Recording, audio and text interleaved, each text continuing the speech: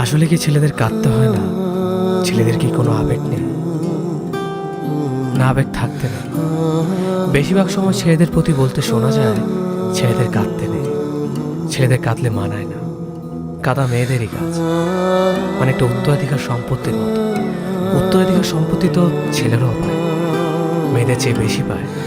তবে কেন ছেলেদের কাঁদতে নেই? এসব উপদেশের কারণে ছেলেদের চোখের পানি এমনিতেই শুকিয়ে যায়। কোনো ছেলেকে কাঁদতে দেখলে সবাই এক কথা বলে, মেয়েদের মতো কাঁদিস কেন? আরে কান্না আবার মেয়েদের মতো হলো কেন?